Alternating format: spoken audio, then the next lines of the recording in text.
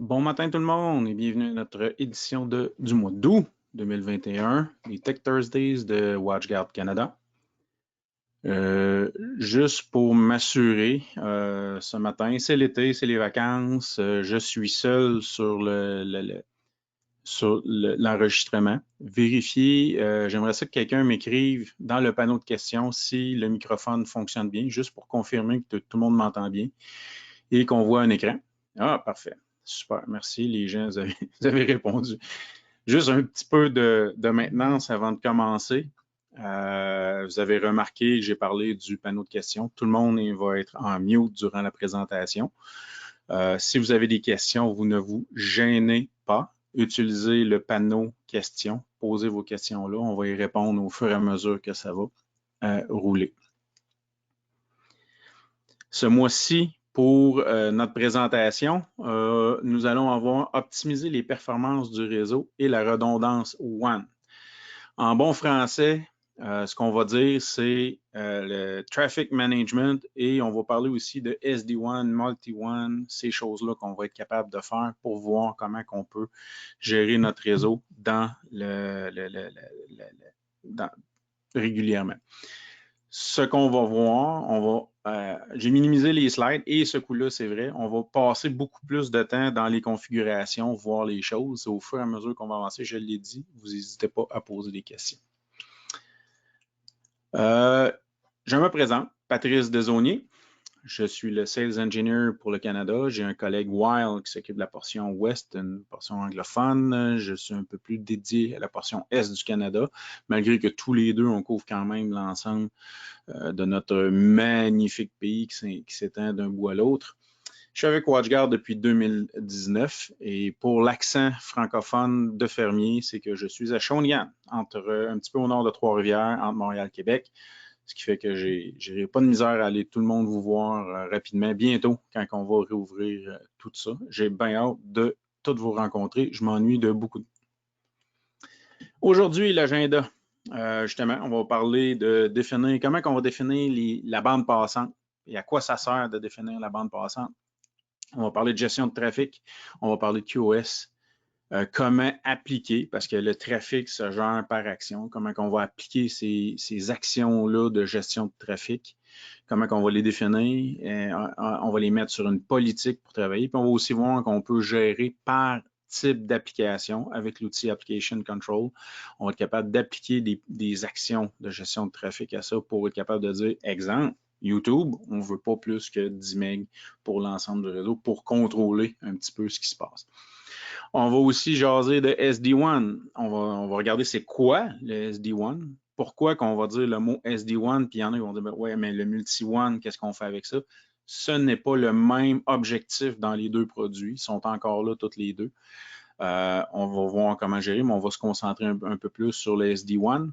Qu'est-ce qu'on va faire avec ça? Puis, on va revenir aussi sur le Policy-Based Routing, parce qu'on va voir dans les slides, dans la présentation, que SD-WAN remplaçait depuis la version 12.3 le Policy-Based Routing, mais dans certains cas, moi, j'aime bien encore l'utiliser. Il y en a qui vont vouloir le faire aussi, surtout dans les cas de voix sur IP ou d'utilisation de Firebox à plusieurs tenants. Exemple, on a compagnie A, compagnie B derrière le pare-feu, puis on va avoir deux liens Internet et on veut diriger le trafic sur le bon lien.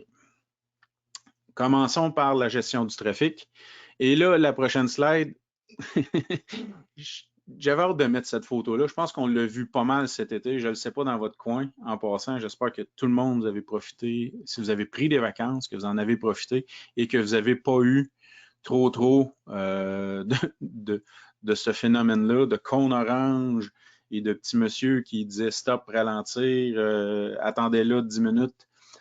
Mais ça fait partie du quotidien de l'été. Mais on a un petit peu la même chose au niveau de la gestion du trafic. À quoi ça va servir? Qu'est-ce qu'on va être capable de faire? C'est quoi les bénéfices de la gestion du trafic? Bien, ça va nous aider à garantir la bande passante. Ça va aussi nous aider à restreindre la bande passante. Avec garantir, on va être capable de dire à un groupe, à une adresse IP, à un sous-réseau, à un utilisateur, si on fait de l'authentification d'usager, si on utilise le single sign-on ou si on fait l'authentification sur la passerelle directement, être capable de dire à un usager, toi, je te garantis telle bande passante. du même fait, on est capable aussi de dire, toi, je te restreins la bande passante, parce que je ne veux pas que tu en prennes trop. Fait qu'on va être capable de jouer dans les deux plans de ce côté-là. On va aussi être capable de marquer le QoS. Et là, on va faire des différences. Le QoS, c'est un sujet qui revient souvent. Et encore là, on va souvent parler de voix sur IP. Dernièrement, dans les derniers temps, on a aussi vu qu'il y a beaucoup d'applications de vidéoconférences parce que là, on n'est plus tout le monde ensemble, on n'est plus dans les mêmes pièces, on utilise ça, puis on va être capable de donner la priorité ou garantir une bande passante à ces applications-là pour être sûr que l'entreprise fonctionne bien, que le déroulement de la journée se fonctionne bien pour que les gens soient capables de se parler parce que c'est la façon qu'on a maintenant de faire. Fait qu'on va être capable de faire ça. Je voulais aussi noter que activer tout ça, et là, on va voir dans démo que c'est pas activé par défaut. La gestion du trafic n'est pas activée et la raison, c'est que il y a un impact sur les performances. Et là, j'ai mis des chiffres. Comprenez que c'est jusqu'à, mais c'est pour vous aider, vous, gens techniques, les personnes qui s'occupent de ça, que quand on va le faire, quand on va commencer à jouer avec ça, il va avoir un impact. Donc, la raison pourquoi je l'amène, c'est que si j'ai un T20 qui est à son maximum de clients en arrière, qui a des règles de configurer, qui déjà étouffe, puis que je dis en plus, je vais aller mettre de la qualité de service, puis je vais aller faire de la gestion de trafic, prévoir qu'il va peut-être avoir quelque chose qui va arriver là. Donc, on va parler de jusqu'à 10% sur le UTM. Quand on parle de UTM, c'est quand il y a des services d'activer. Donc, on a déjà un impact provoqué par l'activation des services. Donc, à ce moment-là, 10%, c'est ce qu'on va rajouter sur l'utilisation de notre pare-feu, notre load, par-dessus les applications. Fait qu'on a déjà une bonne occupation. Par contre, quand je suis en mode firewall seulement, puis là, on va parler du trafic IMIX, ça veut dire le trafic régulier. On me dit qu'on perd des bouts de conférence. OK. Je vais continuer quand même. Je vais essayer de régler ça de mon côté. Ah, parfait. OK. Fait que c'est seulement du côté de Guy. Guy, tu me dis qu'on perdait des bouts de conférence. Donc, c'est pas moi. Je voulais juste le dire. J'ai eu des confirmations de d'autres que tout était correct. Fait que je vais continuer comme ça. Juste vérifier de ton côté, Guy, qu'est-ce qui peut se passer. Merci à tous ceux qui m'ont répondu. C'est le fun d'avoir de l'interaction, même si on ne se parle pas. Au moins, je vois qu'on suit. Donc, si je reviens, Firewall, IMIX, on revient, c'est notre trafic régulier parce qu'on avait tout le temps deux tests. Je l'ai déjà expliqué dans un autre webinaire où est-ce qu'on a le trafic UDP 1518, tout le temps la même chose. IMIX, c'est ce qui ressemble le plus au quotidien dans un pare-feu. C'est ce qui arrive, trafic variable, type de paquet variable, grandeur variable, ces choses-là. Quand on est en mode firewall, quand on ne fait que du packet filtering, juste des règles qui disent tel type de trafic, pas de proxy, pas de service de sécurité, là, on va aller chercher plus d'impact. Pourquoi? Parce que quand on va mettre du traffic management, on a peut-être une interface, exemple interne, à 100 mégabits, puis là, on va aller essayer de faire des files d'attente pour bloquer, réduire ce trafic-là. Donc, l'impact sur le processeur pour gérer les files d'attente, vu qu'il ne fait pas d'autre chose, il va être plus flagrant. Donc, on peut monter jusqu'à 40% d'impact à ce niveau-là. Si on fait du traffic management sur des BioVPN, donc des VPN site à site, encore là, sur le trafic IMIX, prévoir qu'il va avoir un impact jusqu'à 20% au niveau du lien, au niveau de la rapidité du traitement du lien, en plus de la décryption, l'encryption-décryption qui va arriver pour être capable de gérer le trafic, la gestion va embarquer là. Donc, à prévoir dans le choix, sur quel appareil on le fait, comment il est déjà loadé, puis jusqu'où qu'on va aller jusque-là. Je voulais amener des petites précisions pour le QoS. Par défaut, on va faire une application par défaut, autrement dit, sur une interface, on va aller dire c'est quoi le QoS, qu'est-ce qu'on veut faire. À aller jusqu'à la version 12.7, c'était du QoS Layer 3, niveau 3, donc du QoS IP. On avait le DSCP et le IP Precedent. C'est un marqueur qui est inséré au Layer 3, ceux qui comprennent bien ce que je veux dire là, qui va dire ce paquet-là a telle importance. C'est pas important, c'est best effort, ou c'est un paquet super important, donc essaye de le passer avant. Par contre, depuis la version 12.7, qui est quand même assez récente, on permet le VLAN tagging, encore là un terme super français, ou le 802.1p. Donc, ça nous prend les VLAN. Donc, si on a des équipements, des commutateurs, des switches à l'interne, puis on a activé le 802.1p pour prioriser le trafic réseau, exemple, encore là, de voix sur IP, ces choses-là. Donc, on peut maintenant activer cette fonctionnalité-là pour que le pare-feu le respecte et transmette ces paquets-là d'une interface à l'autre ou d'un VLAN à l'autre dans le cas qu'on a là. La petite note que je veux amener, le QoS doit être supporté de bout en bout. Donc, si on est sur le LAN, il faut que le QoS soit configuré sur tous nos équipements réseau si on veut que ça soit fonctionnel. C'est la même chose pour le LAN. Et là, embarque la question, je veux mettre du QoS sur mon lien Internet. Si votre fournisseur Internet ne gère pas ça, et ce qui est le cas dans beaucoup de circonstances, c'est le fournisseur Internet, il ne voudra pas vous laisser prendre la priorité sur un autre client. Donc, il ne va pas s'occuper de ça, il ne va pas les respecter.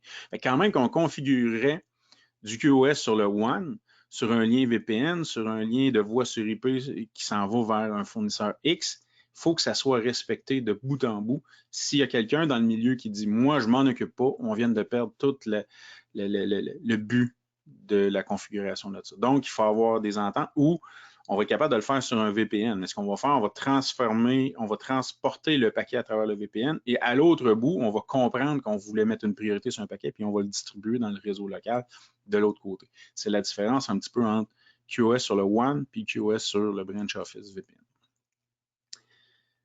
On va y aller avec un démo. Comment ça marche? Qu'est-ce qu'on est capable de faire avec ça? Un petit blackout. Donc, j'adore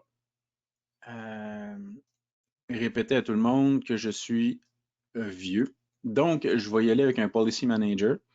Vous allez retrouver les façons de configurer dans le Web UI. Ceux qui vont utiliser la gestion web, Cloud Management, on va aussi avoir toutes ces fonctionnalités-là. Elles ne sont pas toutes disponibles pour le moment.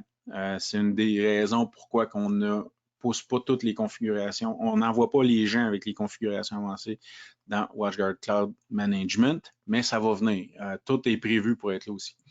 Donc, ce qu'on va voir ici, tantôt j'ai dit, on va aller setter on va essayer de dire, on va falloir aller configurer nos interfaces pour aller dire, j'ai une interface et actuellement, mon interface, elle se connecte via un lien Ethernet gigabit. Mais c'est peut-être pas ce que mon fournisseur Internet me donne. Donc, avant de faire ça, je reviens, j'ai oublié un détail, et pourtant je me l'étais mis dans mes notes, mais en deuxième. J'ai dit que ce n'était pas activé par défaut. Donc, on va aller dans les Global Settings, on va aller dans l'onglet Networking, et on va voir ici que par défaut, il n'était pas activé. Donc, j'ai vérifié ma load de mon équipement, et j'ai dit, OK, c'est correct, je peux le faire. Donc, on va aller activer les fonctionnalités de Traffic Management puis les fonctionnalités de QoS sur notre équipement avant de pouvoir avoir accès aux options qui vont nous permettre de le faire. Donc, rendu ici, on va les voir. Et la raison pourquoi j'ai dit ça, vous avez vu que j'ai comme hésité un peu, c'est que si je retourne dans mon interface externe, j'étais allé cliquer sur l'onglet avancé ici, je n'avais pas accès à ma config, il était grisé. C'était la raison. Donc, si mon option est désactivée, je n'ai pas accès, même dans le App Control, on ne verra même pas les cases à cocher pour être capable de travailler avec ça. Fait que il va nous manquer des éléments. Donc, un coup, c'est activé, ça va nous permettre de dire ça. Comme je disais, mon interface externe, si elle négocie sa vitesse, de l'autre côté, j'ai un routeur de mon fournisseur Internet, puis j'ai une interface gigabit. Fait que l'interface va dire « Hey, je suis à gig ». Mais mon contrat avec mon fournisseur, puis lui, de son côté, il va travailler très fort pour dire, parce qu'il me vend juste 300 mégabits. Donc, je vais aller ajuster ma vitesse ici pour que l'ensemble de mon système comprenne que j'ai une bande passante de 300 mégabits. Il faut la définir à ce moment-là. Généralement, ça va être du côté Internet, du côté externe, qu'on va aller définir ça. On pourrait le faire sur les interfaces internes. Si, exemple, j'ai une interface gig, mais que l'ensemble de mes clients supportent juste du 10 MB, on pourrait vouloir jouer avec ces choses-là. Mais de façon générale, côté interne, on va avoir vitesse, ce qu'on va appeler le wire speed, c'est la vitesse de notre interface réseau. On va vouloir travailler avec ça. Fait qu'à ce moment-là, je viens de dire au système, bon, j'ai une interface, ça se peut qu'elle monte à gig, mais mon max que je vais aller chercher, c'est 300. Si on a un lien asynchrone, ça existe encore, je l'entends beaucoup, mon fournisseur me donne 300 download, 100 upload. Ah, OK, j'ai deux vitesses différentes, donc je suis asynchrone, je ne suis pas synchrone. Ben, j'ai dit 100 upload. Le chiffre qu'on va vouloir aller mettre là, c'est la vitesse du upload, de nous vers le fournisseur. C'est la vitesse qu'on est capable de contrôler parce que c'est celle qu'on envoie. Celle qui va arriver, c'est le fournisseur qui va nous la gérer. Donc ici, au lieu de, si je serais asynchrone, puis j'ai un 100 en upload, je vais aller mettre un 100 ici. Pour mon cas, je suis chanceux, je suis synchrone. Donc, je vais avoir la bonne vitesse. Cette chose-là étant faite, on a maintenant fait le premier setting. Ce qui va nous permettre d'aller créer ensuite des actions de traffic management. On va être capable d'aller là. Et là, on va les appeler. Ce qu'on va faire, dans le premier cas, on va se créer une action qui va traffic management.10meg. On va l'appeler comme ça. On va se mettre une belle description. Limite, on va l'appeler comme ça, limite de 10 mégabits. Mbps, comme ça ici. Et là, les choix que je vais avoir en bas, c'est comment va s'appliquer cette limite-là. Si je choisis All Policies, toutes les politiques, le 10 MB va être limité dans tout. Si j'applique cette règle-là dans 4 policies, c'est l'ensemble de ces 4-là qui vont bénéficier du 10 MB ensemble. C'est global. Donc, j'applique 10 MB, puis c'est cette limite-là. Exemple, j'ai un groupe d'usagers que je veux jamais qu'ils dépassent 10 MB, mais ils vont avoir 8 politiques qui vont les HTTP, HTTPS, probablement le trafic DNS. Donc, je vais être capable de limiter pour l'ensemble de toutes les policies à 10 MB. Par contre, j'ai des choix.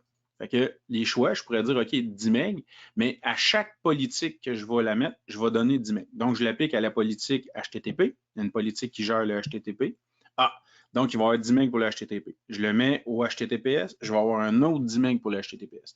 Donc, si je l'applique à 5 politiques, il faut que je prévoie qu'il va y avoir une limite de 50 MB total au bout de ça. Donc, il faut que j'aie la provision de cette vitesse-là, si je commence à limiter. Si je le mets par IP adresse, donc c'est chaque utilisateur qui va accéder. Exemple, j'ai une connexion sur une politique qui a une action de traffic management. L'adresse IP va va avoir cette limite-là. Donc, ça va être quasiment par usager dans ce cas-là. Ce qu'on va voir ici, il est apparu une autre ligne qui est le maximum instance, la quantité maximum qu'on veut faire. Donc, on va dire, je veux 10 MB, mais jusqu'à temps que je pogne 20 usagers. Le 21e, quand il va arriver, il va avoir quand même accès à ça. Il ne sera pas droppé, mais il va commencer à partager la bande passante de tout le monde. Et là, on va commencer à réduire de 10 MB en 21, en 22, en 23 usagers. Fait que là, il va commencer à avoir un partage, dépasser cette limite-là. C'est à ça que ça va nous donner. Donc, je vais aller enlever. Nous autres, on veut l'avoir par politique. On va avoir 10 MB, exemple. Puis, je vais aller mettre 10 MB ici, là. Et je vais changer pour mégabit parce que par défaut, on est en kilobits. Vous voyez qu'on a aussi le choix de gig si on veut. Fait que j'ai une action de créer. Je vais aller me créer une autre action qui va être tm mettons, on va l'appeler 20 MB. Et là, on va le mettre pour all policies, celui-là, puis je vais le mettre à 20 mégabits ici, comme ça. Donc, j'ai créé deux actions à cette chose-là. Donc, on va aller chercher, on voit ici qu'ils ne sont pas utilisés. Fait que j'ai créé deux actions.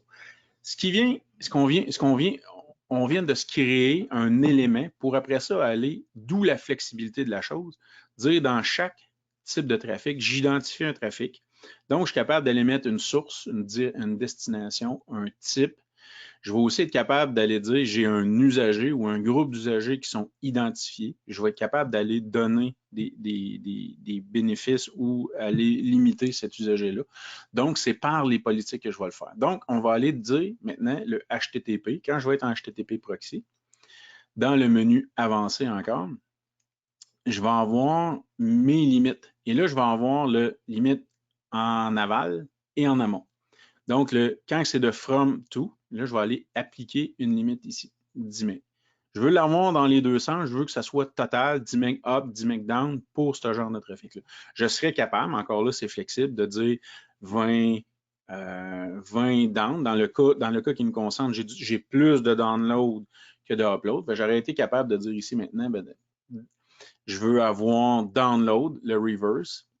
Je vais avoir 20 MB de limite de bande passante et je vais avoir 10 MB en upload. Fait qu'on va être capable de jouer avec nos éléments de cette façon-là. Fait qu'on va appliquer ça. Quand on va faire ça, il va commencer à travailler en fonction de ça. Je pourrais aller faire la même chose, aller jouer avec mon HTTP proxy, puis aller mettre des limites à ce moment-là ici.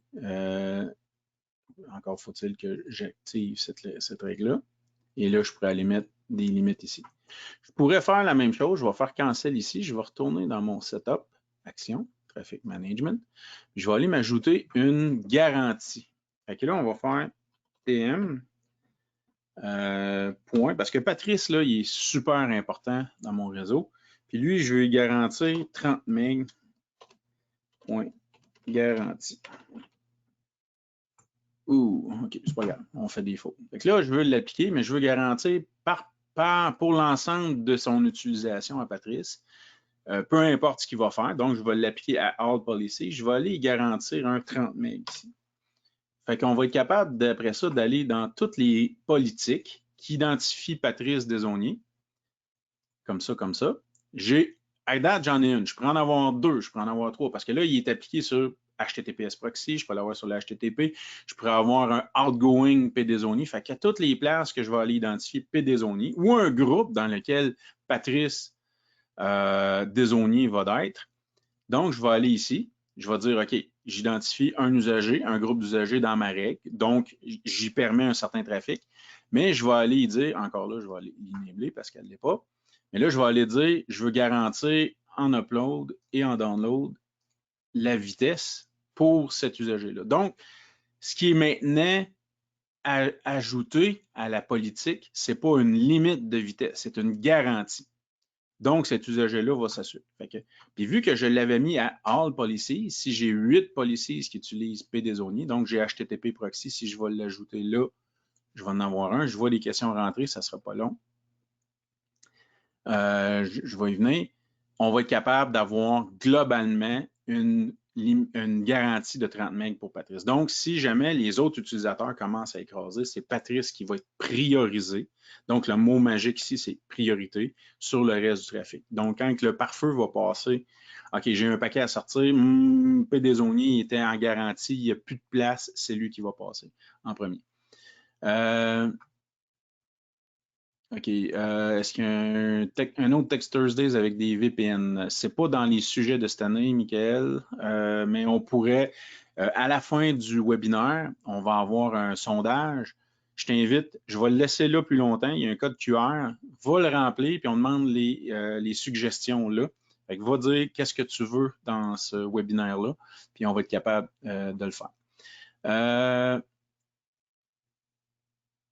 OK, peut-être Isabelle me clarifier la relation entre la limite globale et le reverse forward. Est-ce que je ne suis pas sûr, la limite globale, est-ce qu'on parle de la limite que j'ai configurée ici sur l'interface? Donc, je suis allé dans mon interface, puis je suis allé dire dans Advanced que j'ai une limite de 300 MB. Puis, qu'est-ce qu'on va faire avec les actions? Est-ce que c'est bien ça que tu veux savoir? Excellent. Oui. La limite globale, ça va aider au système de comprendre parce que l'interface va se négocier. Celle-là, on vient ici, limite globale, externale. La vitesse que je viens configurer ici, c'est que l'interface va se négocier, exemple, avec mon fournisseur Internet parce que j'ai un magnifique routeur en avant à gig, parce que c'est une interface gig. Quand l'interface va lever, elle va dire j'ai une possibilité de 1 gigabit par seconde de vitesse. Par contre, ce n'est pas ce que le fournisseur Internet nous donne. Donc, si on laisse ça à 0, le système, lui, quand il va se mettre à vérifier les garanties, les limites, ces choses-là, il va dire j'ai un total de 1 G. Donc, il va travailler en conséquence de 1 G, mais ce n'est pas la réalité. Fait qu'on va se trouver à jamais avoir la réalité quand il va se mettre à écraser ou à mettre le trafic dans certaines files d'attente, à gérer toutes ces affaires-là, parce que ce n'est pas la réalité. Fait qu'on va aller y dire par ce paramètre-là, ici le 300, que tu vas travailler avec 300 MB, parce que c'est ça que mon fournisseur me donne. Donc, c'est la vitesse que tu vas te mettre à travailler. Fait que quand lui va voir, OK, la vitesse approche de 300, et j'ai garanti à Patrice Desaulniers, en up, en up et en down, j'ai garanti 30 MB. Puis là, j'approche du 300. Donc, je serais peut-être mieux de commencer à le passer en avance sur les autres, puis commencer à mettre le trafic pas important en file d'attente. Fait que c'est un petit peu à ça que ça sert. J'espère avoir bien répondu à ta question. Oui, en plein ça. Si on a un lien asynchrone, comme je l'ai dit tantôt, Isabelle, ça va être le lien upload qu'on va aller mettre là. Parce que c'est la vitesse que nous autres, on contrôle. Le download, il vient du fournisseur Internet. Je n'ai pas le contrôle sur qu'est-ce qui arrive en download. C'est lui qui l'a. OK, parfait. Les questions sont répondues. Est-ce que là, je vais vous rentrer? Gênez-vous pas. On est là pour donner les explications. Puis, n'hésitez pas à me dire si les explications ne sont pas claires. Je vais essayer de les clarifier. Donc, j'ai mis ici, je vais revenir. Donc, j'ai été capable d'aller mettre une garantie de bande passante pour mon usager. La dernière chose que je peux faire, c'est d'aller dire maintenant, OK, j'ai des applications, puis je veux donner soit une garantie ou je veux aller limiter une application, peu importe l'utilisateur, peu importe ce qui va se passer, je vais être capable d'identifier une application. Parce que ça se peut qu'il ne passe pas par le proxy HTTPS, ça se peut qu'il ne passe pas par le HTTP proxy. Exemple, on a des applications qui vont ouvrir d'autre part, ça veut dire qu'on n'est pas par là, fait qu'on ne sera pas capable. Par contre, on est capable, via le module Application Control, d'identifier l'application sur tout ce qui va arriver sur le pare-feu. Donc, par défaut, vous vous rappelez, je vous avais dit dans un autre webinaire, allez activer, même si vous ne bloquez rien, même si ça monte un petit peu la charge du pare-feu, si vous voulez avoir des statistiques dans vos logs, des statistiques dans votre WatchGuard Cloud ou dans Dimension si vous l'utilisez, allez activer au moins une globale pour dire, je donne accès à tout le monde, mais je veux avoir des informations sur qu'est-ce qui se passe. Donc, dans mon cas ici, je vais aller chercher YouTube. Et là, il va me dire, bon, j'ai deux applications, YouTube et YouTube Kids. Fait que peu importe ce que je vais prendre, mais on va prendre YouTube pour notre exemple d'aujourd'hui. Donc, je vais aller dire YouTube. Je vais aller cliquer sur Edit. Et là, tantôt, je vous ai dit, si vous ouvrez ça ici puis que les options de Traffic Management, cette case-là n'est même pas là ici. Donc, ça se peut, si vous ne l'avez jamais activé, que vous ne l'avez pas vu. Ce qu'on va faire, on va aller dire que pour tous les comportements, dans le cas de YouTube, il détecte 3 comportements, le transfert, le média, les accès. Ça veut dire qu'il va être capable, dans l'App Control, d'identifier qu'est-ce que l'application essaie de faire. Il y a des applications qui détectent un comportement et des applications qui en détectent 12. Fait que faut juste voir à quel niveau granulaire on veut gérer notre application. Ce qu'on va aller dire, on va aller faire alors, on va le laisser à alors, on ne veut pas le bloquer parce qu'on veut le garder. Fait que ce qu'on veut faire, c'est pas ça. Mais on veut aller dire maintenant, je veux y faire un traffic management. Puis là, je vais aller dire 20 MB. Je vais faire 20 MB. Fait que tout ce qui est identifié comme étant une application YouTube, on se rappelle que mon 20 MB, j'aurais peut-être dû le mettre dans mon nom, dire 20 MB All Policies. On se rappelle que mon 20 MB était sur All Policies. Donc, c'est l'ensemble du trafic généré par cette action-là ou détecté par cette action-là qui va le gérer. Donc, peu importe ça va être qui, pour juste YouTube, je vais avoir un 20 MB total. Si j'ai 100 users qui l'utilisent, ils vont se partager le 20 MB. Si j'ai un usager, il va avoir un 20 MB à lui tout seul. Mais jamais, jamais, on va dépasser 20 MB par application. Je pourrais aussi le faire par IP adresse. Et là, on serait capable de dire chaque utilisateur n'a pas plus que 20 MB pour YouTube à ce moment-là. Fait que dépendamment de la combinaison qu'on va prendre entre notre action, on va retourner voir un peu de quoi ça a l'air puis comment je l'active ici. Fait que si je fais OK là, je viens de dire à mon système, OK, maintenant YouTube, l'application YouTube, peu importe où ce qu'elle va passer, aussitôt qu'elle est détectée, elle va rentrer dans le fil d'attente et elle va être limitée à 20 MB. Comme ça, on va être capable d'augmenter notre qualité de réseau, réserver notre réseau sans couper l'accès à YouTube à tout le monde. Des fois, il y a des places, parce que là, on veut faire un plaisir à tout le monde. On le sait, les employés ne sont pas évidents à trouver, on veut les garder chez nous, on veut qu'ils soient contents, mais on veut quand même protéger nos actions d'affaires quotidiennes, on veut protéger l'Internet qui a rapport à notre travail. Donc, on va quand même donner un accès à YouTube dans ce cas-là. On va limiter la bande passante, puis on protège tout le reste de l'Internet pour nos activités d'affaires. C'est une façon qu'on pourrait utiliser pour le faire. Donc, au lieu de bloquer, on va le limiter. Pas d'autres questions là-dessus. On va juste faire un petit tour rapide pour le QoS. Je vais juste vous montrer. Le QoS, on avait parlé tantôt. Je reviens dans une interface. Et là, je vais aller, exemple, sur mon interface interne. Dans mon menu avancé, je vais aller définir qu'est-ce que je vais faire, quel type de QoS que je vais voir ou que je vais avoir dans mon réseau. On se rappelle, je l'avais souligné, il faut que ça soit configuré de bout en bout quand on se met à parler de QoS. Ça veut dire qu'on va insérer un marqueur dans le paquet. Par défaut, qu'est-ce qu'on va faire? On va aller utiliser, exemple, DSCP. Puis, je vais, dans le cas du pare-feu, est-ce que je vais garder l'information qui m'est envoyée? Donc, si j'ai un commutateur, si j'ai un téléphone qui a marqué le paquet comme important, est-ce que je préserve ce qu'il me dit là, puis je le fais envoyer sur le réseau? Est-ce que je le propage aux autres? Est-ce que moi, je dis non, non, non, non, c'est moi qui ai raison, donc je vais assigner le trafic. Fait que tout ce qui va arriver marqué urgent, moi, je vais le remettre en best effort. On pourrait modifier ça. Donc, il y a un ensemble de configurations de QoS qui doit être pensé à l'avance. Qu'est-ce qu'on fait? Généralement, on va faire preserve, mais tout ce qu'on va dire, c'est au firewall, ben, garde le paquet, laisse-les insérer, garde l'information de priorité, transmets-la. Quand tu fais une NAT, quand tu fais un transfert de réseau, quand tu fais un routage, réinsère cette information-là pour que l'information de qualité de service suive de bout en bout. Donc, on vient d'insérer notre pare-feu dans notre logistique de QoS à travers nos switches, à travers nos appareils qui ont besoin, nos serveurs qui veulent avoir du QoS sur des applications de base de données. On veut que l'application de comptabilité marche bien, on veut que la voix sur IP marche bien, fait qu'on va être capable d'aller jouer dans ça puis d'insérer du QoS.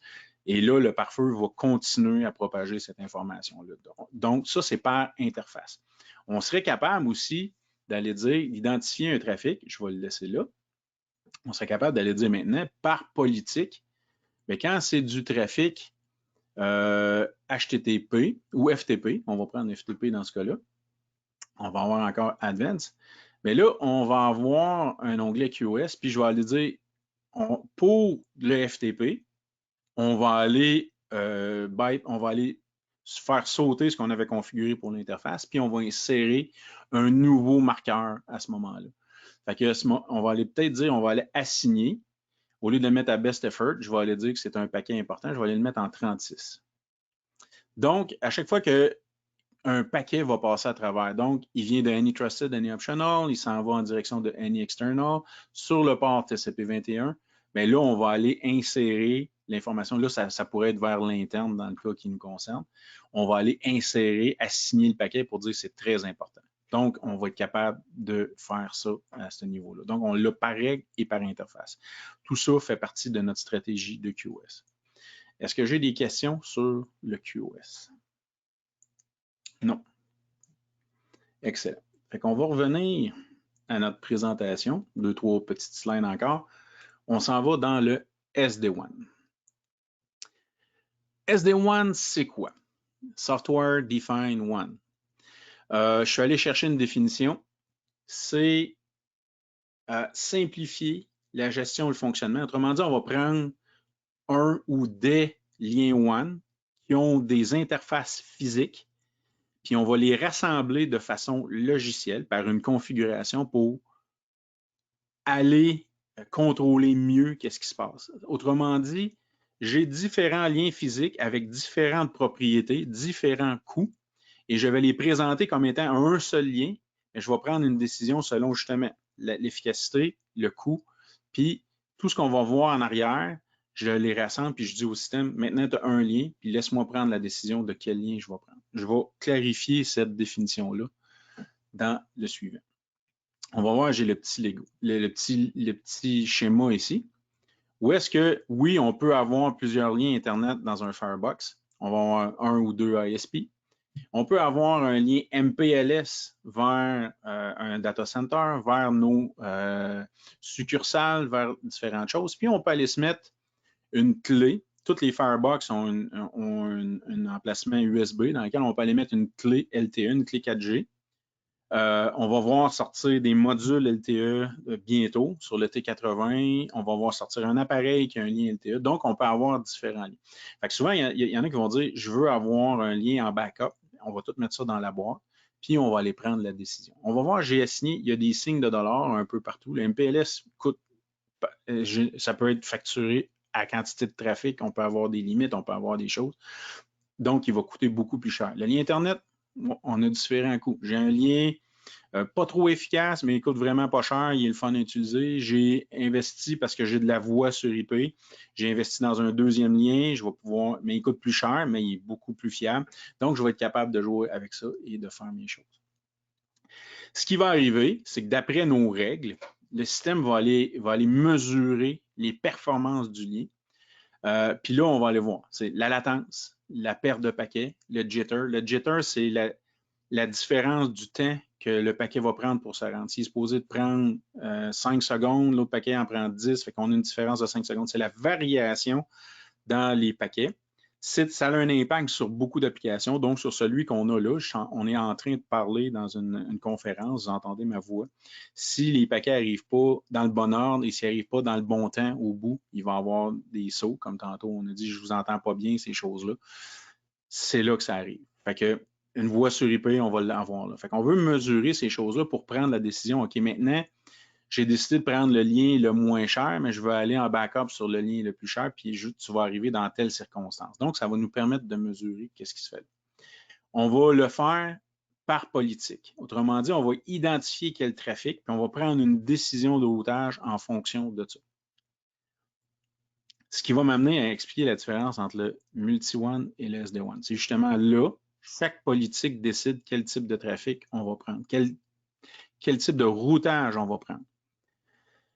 Au bout de la ligne, on va avoir des décisions prises automatiques par le système en fonction de qu'est-ce qu'on a de disponible sur les liens. Est-ce qu'ils sont bons? Est-ce qu'ils coûtent cher? Puis on va y aller comme ça. Pour comprendre un peu plus comment ça fonctionne, on va aller comparer, exemple, à Google Maps, une application routière. J'ai écrit application routière. J'ai traduit application routière parce que la slide ne vient pas de moi.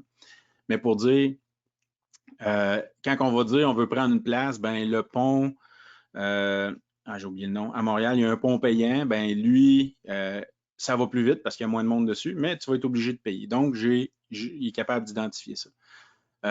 Il y a une petite rue qui est plus lent, mais est moins occupée. Elle est à 50, mais est moins occupée que l'autoroute qui est normalement à 100, mais que là, le trafic fait qu'il roule à 20 ou que ça avance pas partout. Fait que l'application Google ou Waze ou n'importe quoi que vous utilisez, on va l'avoir. Hippolyte Lafontaine, en plein ça. C'est magnifique. Cette magnifique autoroute. On va voir que OK, la route d'à côté, qu'est-ce qu'on va faire avec les routes? Puis, au bout de ça, l'application va vous dire, tu ferais mieux de prendre telle route. Fait que c'est un petit peu la même chose qui va arriver avec le SD-WAN. Le SD-WAN, il va arriver avec la même affaire. Le MPLS, top-notch, mais maudit qui coûte cher. Tu veux-tu vraiment le prendre? Ah, mais j'ai peut-être d'autres options. On va aller sur un fournisseur de services Internet. J'en ai un qui est moins coûteux, mais il n'est pas tout le temps fiable. Est-ce que je veux le garder? Est-ce que je vais le mesurer? Quand est-ce que je vais sauter? Mon fournisseur 2, j'ai deux liens, je sors par un ou par l'autre. J'ai fait comme un attache, j'ai fait un binding de mes deux liens. Il y en a un qui ne va pas bien. Je vais aller juste sur l'autre. Il y en a un qui commence à avoir de la latence, il commence à avoir des pertes de paquets. Pourquoi? Peut-être un problème en aval, peut-être un problème sur des routeurs de son fournisseur, et lui, on ne le sait pas. Mais il y a des problèmes. Fait que là, on va tous nous autres envoyer le trafic sur le ISP numéro 1. Puis, c'est la même chose. Tantôt, j'ai dit que Google Maps, que Waze va vous dire, tu ferais mieux de prendre telle route. SD-WAN va prendre la décision tout seul. Fait qu'on configure les politiques, le reste, on s'en occupe plus. Ça va se faire de manière automatique en arrière. Fait que c'est un petit peu la chose.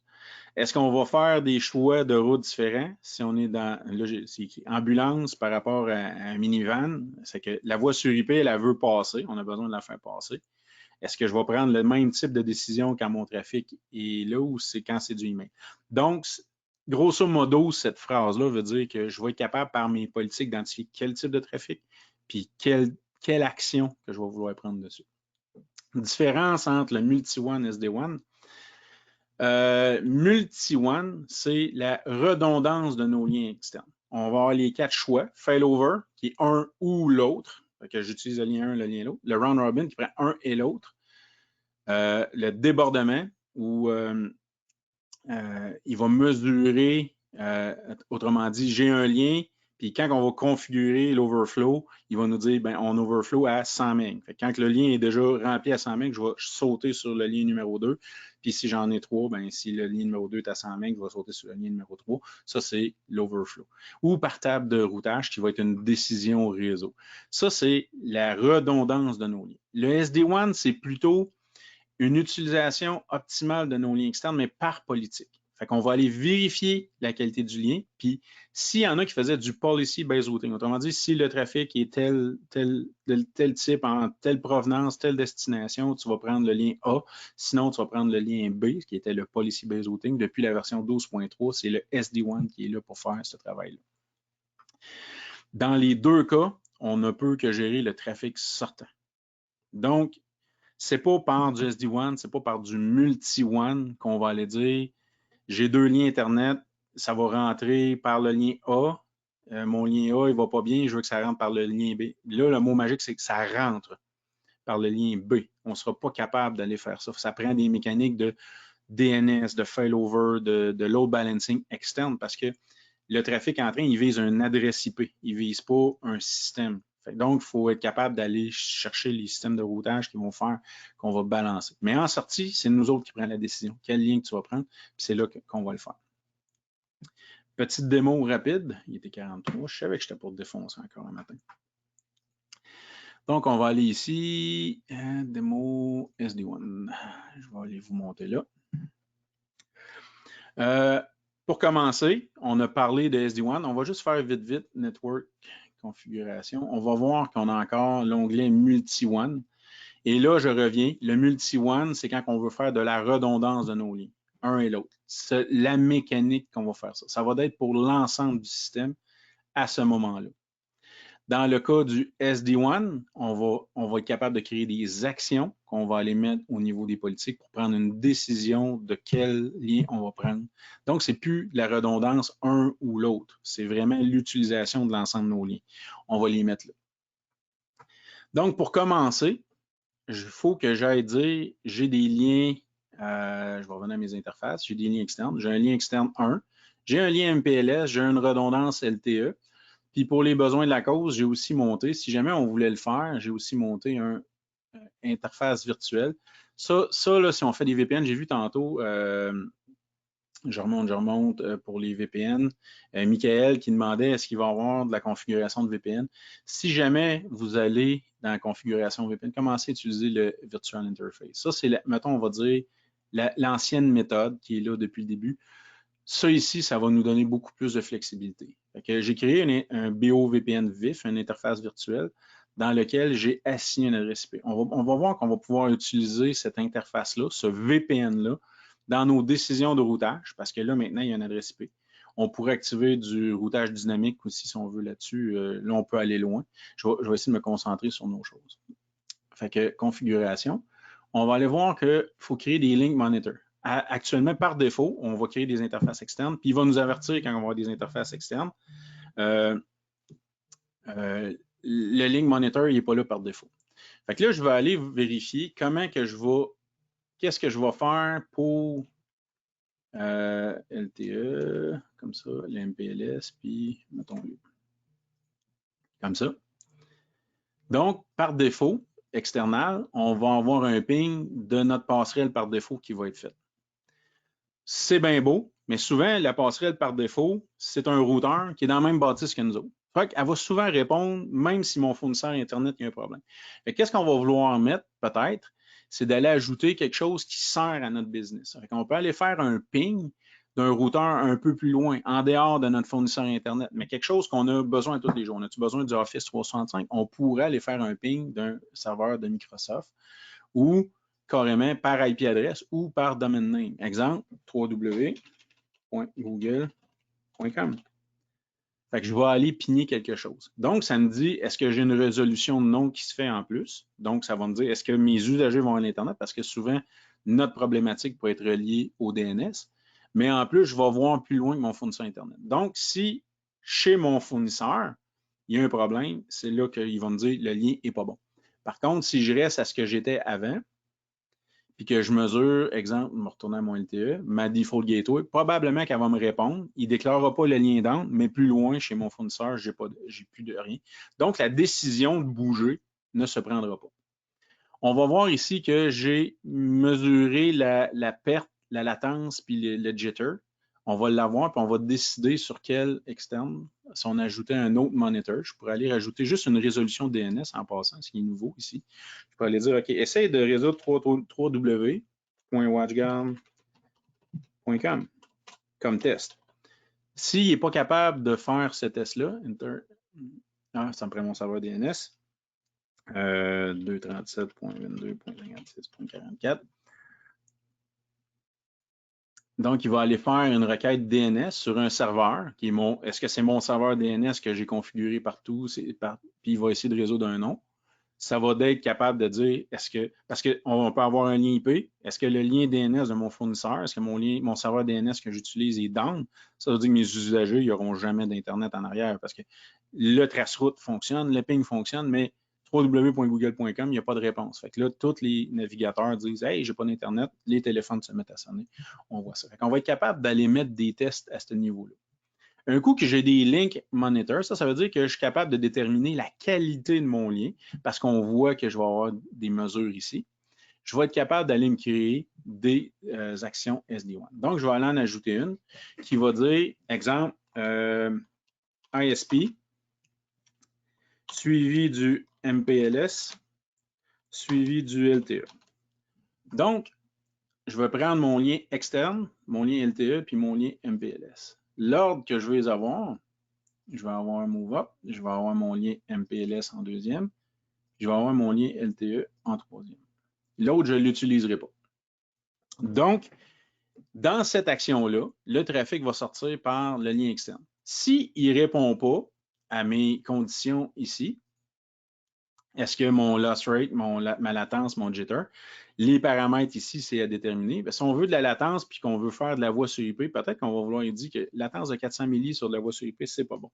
On ne veut pas plus que ça. Ça va être des paramètres recommandés. Donc, on va aller changer ces choses-là ici. Par défaut, 10 de perte sur un lien devrait être considéré comme down. Donc, ici, on va aller dire 5 je pense que tu commences à avoir des problèmes, on va switcher. Donc, on va aller gérer nos métriques. Est-ce que je les veux un ou l'autre ou les trois en même temps? C'est la case à cocher ici qui va me le dire. Et quand il va déterminer que ces paramètres-là ou les tests ici ne sont pas bons, il va switcher à l'autre. S'il y a les mêmes conditions-là, puis qu'il y a encore les mêmes conditions-là, il va switcher au troisième.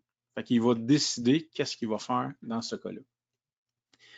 Qu'est-ce qu'on fait avec le failback? Autrement dit, quand mon lien d'en haut revient disponible, quand il satisfait mes paramètres sur ses tests et ses paramètres de qualité, qu'est-ce que je vais faire? Est-ce que je coupe tout le monde, je reviens sur le lien? Dans le cas de la voix sur IP, à cause que quand je vais faire un enregistrement d'un téléphone, il fonctionne sur le site qui est UDP 5060, mais quand je vais ouvrir un stream RTP, il va ouvrir un autre port qui est dans le 15 000 X quelque chose. À ce moment-là, je vais vouloir faire un immediate failback parce que je veux que tout le monde se réenregistre, puis que parce que si on n'a pas les mêmes adresses IP pour le site et pour la voix, l'appel ne fonctionnera pas. On va avoir des appels, ça n'ira pas bien. Donc, au moment où je veux revenir sur la ligne principale, je vais faire ça.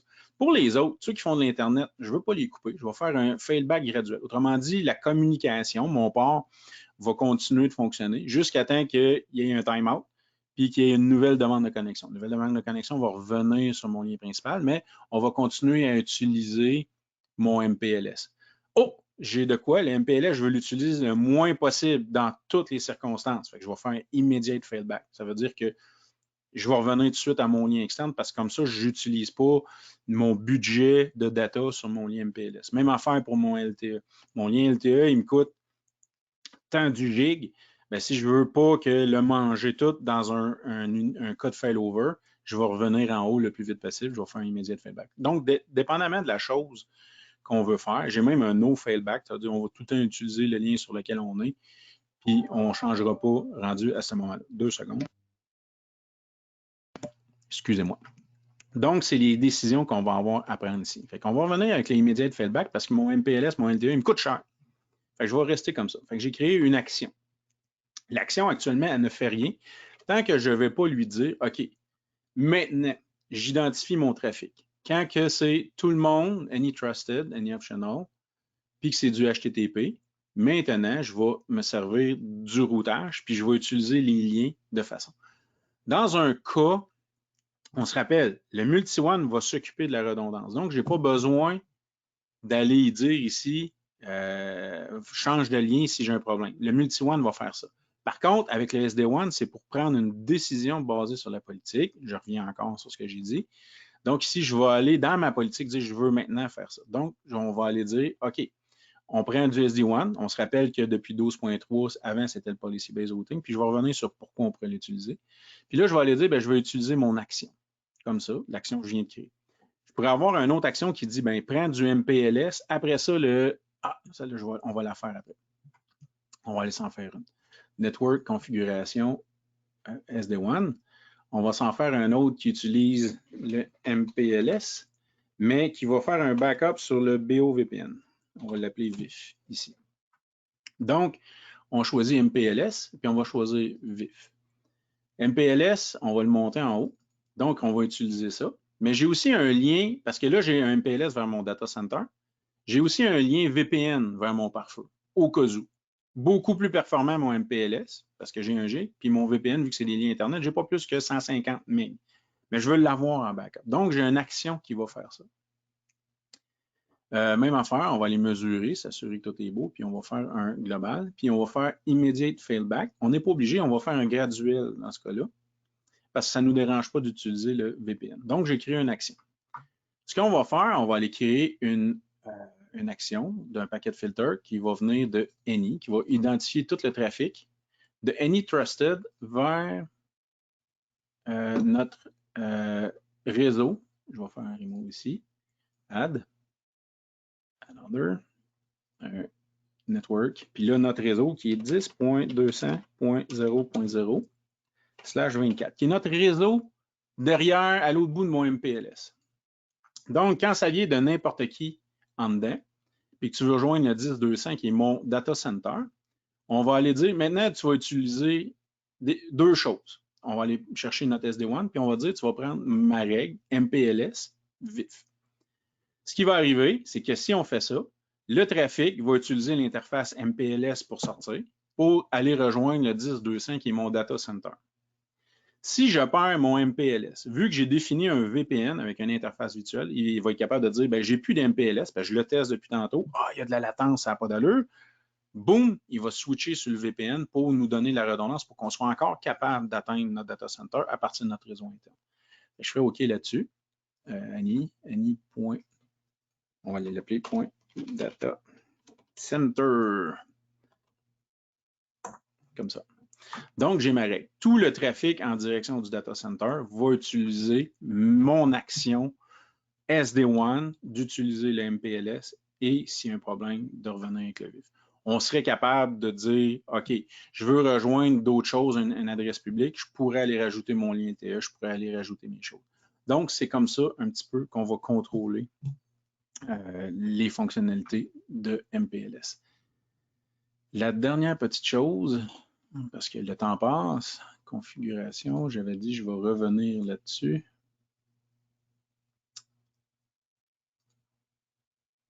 OK. Non, je pense que c'est là. Est-ce que j'ai des questions pour le MPLS? Le MPLS. Le SD1, l'utilisation du MUVPN et toutes ces choses reliées là. Ou d'autres questions qui vous seriez intéressés à savoir la réponse. Parfait. On voit que tantôt, Michael, j'ai dit que je laisserais. Vous ne vous gênez pas. Le code QR ou l'URL en bas pour aller donner votre avis, comment ça s'est passé, comment vous aimez ça, quel sujet que vous aimeriez voir. N'hésitez pas à l'écrire, on les reçoit. On a eu des demandes pour le Wi-Fi, on les a faites. Vous n'oubliez pas, et je pourrais rajouter dans une slide, vous allez recevoir l'enregistrement qui va être déposé sur notre chaîne YouTube. Vous pouvez aller consulter sur la chaîne YouTube tous nos autres enregistrements précédents. Vous allez être capable de voir qu'est-ce qui s'est passé. Vous voyez les sujets. Il y en a des fun. On a parlé de EDR, la sécurité des postes de travail, les populaires. On a parlé de Hotpoint. On a parlé de WatchGuard Cloud. Fait que allez voir ça. Vous allez le recevoir par courriel de toute façon dans votre chose. Puis, on essaye d'atteindre le 100 abonnés, le 100 subscribers sur notre chaîne YouTube. Ceux qui ne sont pas abonnés encore, la raison, c'est qu'on a un URL qui a un nom bizarre. On va avoir Team Canada WatchGuard. Ça nous prend 100 abonnés. Abonnez-vous, gênez-vous pas. Puis, laissez-nous vos suggestions dans le SurveyMonkey. J'ai été content de vous reparler. J'ai hâte d'aller voir tous mes partenaires que ça fait longtemps que je n'ai pas vu. J'espère qu'on ne retombera pas en confinement, mais qu'on va être capable de se rencontrer bientôt. Un bon dîner, une bonne bouffe, bien des explications techniques, puis ça va être le fun. Fait que je vous souhaite une bonne fin de journée. On se parle au mois de septembre.